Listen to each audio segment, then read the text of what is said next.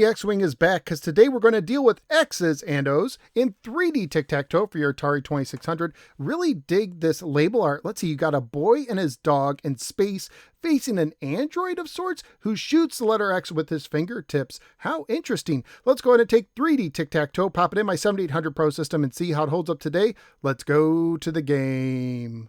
3D Tic-Tac-Toe was published by Atari and is believed to have been released in 1980 according to randomterrain.com. It was programmed by Carol Shaw, who would later go on to program the all-time great River Raid, which I already covered in episode 192. I'll try to remember to link that review in the description below. Unfortunately, the manual gives no backstory about the boy and his space dog defending Earth by playing 3D Tic-Tac-Toe against a space Terminator, so I'll get right to the game.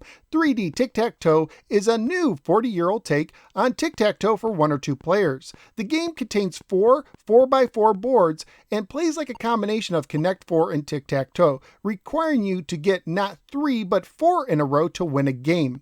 You can get 4 in a row by using a single board, but the manual also shows how you can get 4 in a row by using all 4 boards. There are 9 game variations. The first 8 are for 1 player only. The higher the variation, the more time the computer can take and the more moves the computer can look ahead. For instance, in variation 1, the computer will only take a half a second to make a move and only look ahead 1 move. But in variation 8, the computer can look ahead up to 9 moves and take up to 20 minutes for its turn. Ouch! If you do get impatient, you can press the select switch to make the computer make an immediate move. Variation 9 is for 2 players.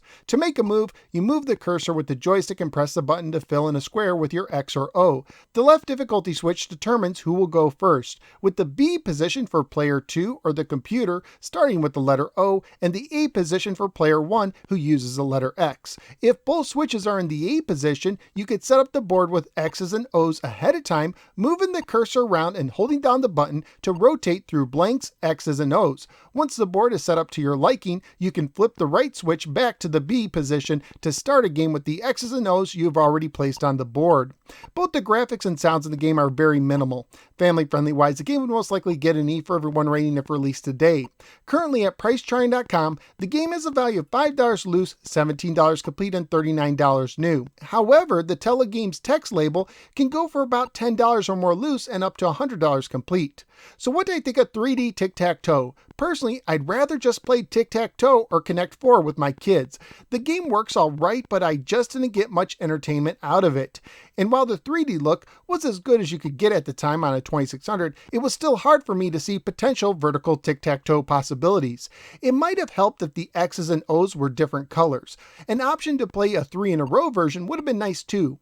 Overall, the game does what it's supposed to do, but it's just not a game I could see myself playing much more in the future. So where am I going to rank 3D Tic-Tac-Toe? Well, since my rankings are based on my enjoyment of a game playing as a single player today, and since I didn't really enjoy playing the game all that much, it's going to be pretty low. I'm looking somewhere in the 220s. I do like Skeet Shoot more at 220, but I will put this over the boring Firefighter at 221. So out of the 246 games that now ranked for the Atari 2600, 3D Tic-Tac-Toe is Xing and O'ing at the 221 position. 3D Tic-Tac-Toe does add complexity to Tic-Tac-Toe, but it doesn't add much fun. But that's just what I think. What do you think? Let me know in the comments below. Also, please like, share, and subscribe. Follow me both on the Facebook and the Twitter, and click the bell so you don't miss any future videos. At this time, I'd like to thank Rocky Raccoon for his generous support on Patreon. If you think these videos give you at least $1 worth per month of information and entertainment, please consider joining my supporters at patreon.com/KnowsWhereGamer. Not only will we help keep the show going, but you may also get a chance to nominate and vote on games for me to review.